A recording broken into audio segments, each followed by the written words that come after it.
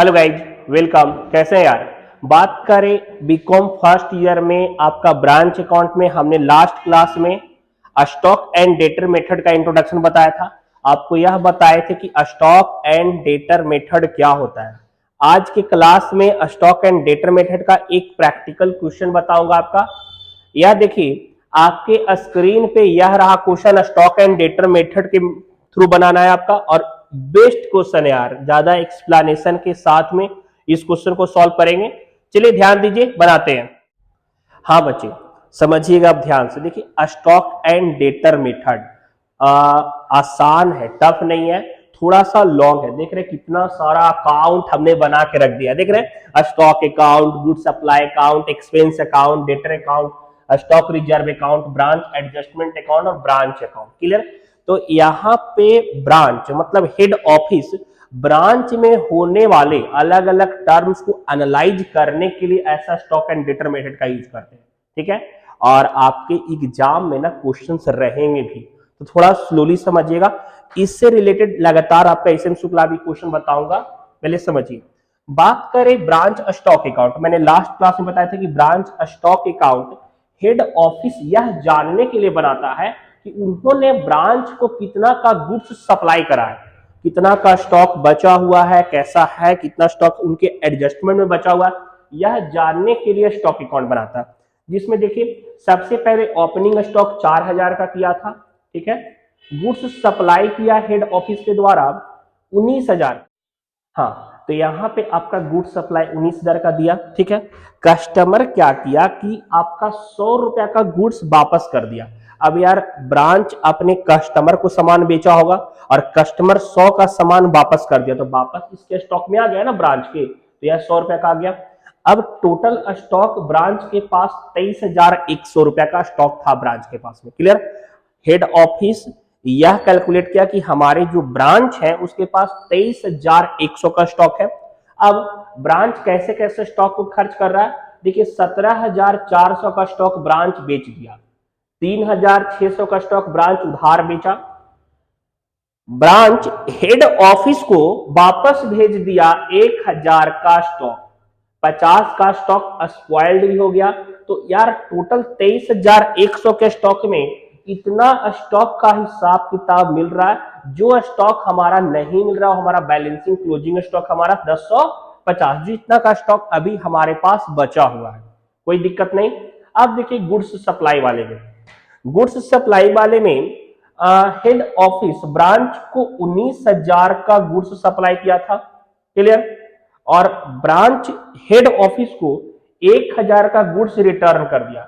Goods supply account में actually adjustments को भी हटाएगा, क्योंकि नेट वैल्यू जानना है।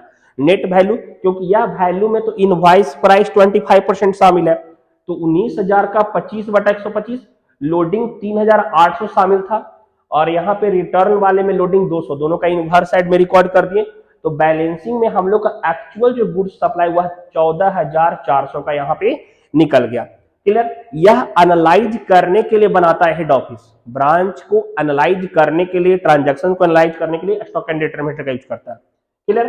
थर्ड बात करें ब्रांच एक्सपेंस अकाउंट। देखिए बच्चे, ब्रांच एक्सपेंस अकाउंट में ये जरूरी नहीं कि मतलब आपका सिर्फ कैश में जो खर्च हो रहा है, डिस्काउंट दिया, किसी तरीके से लॉस अगर हो रहा है मतलब, तो वो भी यहाँ पे मेंटेन किया जाएगा। तो रेंट दिया गया, कैश में बेजेस पेड किया, कैश एक्सपेंस किया 100 रुपया का, और डिस्काउंट अलाउ किया कस्टमर को 200 का, तो वह भी यहां मेंशन करेंगे। टोटल एक्सपेंस ब्रांच का था 1960 का, 1960, वह जो हमने यहां पे मेंशन कर दिया बैलेंसिंग फिगर आपका। फिर डेटर अकाउंट, जैसे आप डेटर अकाउंट बनाते थे उसी तरीके से डेटर अकाउंट बनेगा। देखिए ध्यान से और सावधानी से बनाएगा। ओपन, यहां पे balance BD opening debtor, credit sales 3600 का किया था, कैश रिसीव फ्रॉम डेटर हो गया 5000 का, कस्टमर को डिस्काउंट दिया 200 का, कस्टमर सामान वापस कर दिया था 100 का, तो वही ना यहाँ पे 100 का जो कस्टमर वापस किया था, वापस यहाँ पे स्टॉक में से शामिल हो गया था।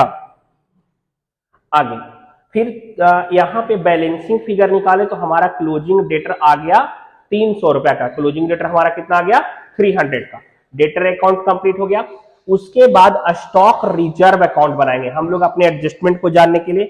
एंट्री के बेसिस पे, अगर लास्ट क्लास में आपने जर्नल नहीं देखा है तो 2 वीडियो प्रीवियस देख लीजिए, जहां से आपको यह एडजस्टमेंट का एंट्री मिल जाएगा। तो यहाँ पे बैलेंस बिल्डिंग 800 का था लोडिंग, और एक लोडिंग आपका यहाँ पे 1050 का, जो क्लोजिंग स्टॉक 1050 का आया है ना, इसका लोडिंग आपका 210 आया।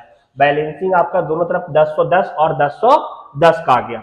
अब branch adjustment account, adjustment account बस यह मेंटेन करने के लिए बनाता है कि ब्रांच में कितना का गुड सप्लाई किया, कितना का खर्चा हुआ, और स्टॉक रिजर्व वाला का बैलेंसिंग करने के लिए। तो यहाँ पे गुड्स सप्लाई किया था 200 रुपए का, एक्सपेंसेस टोटल 1960 का हो रहा था। देखिए हम लोग बस क्लोजिंग देखिएगा, समझ में आया। स्पॉइल्ड हो गया था 50 का, स्टॉक रिजर्व में आपका 210 आया, क्लियर।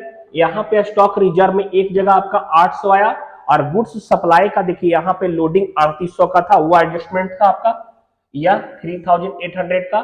तो हम लोग का बैलेंसिंग फिगर 2180 यहाँ पे निकल जाएगा। अब जैसे हम लोग ब्रांच अकाउंट बनाते थे, लास्ट में हम लोग ब्रांच अकाउंट बनाएंगे।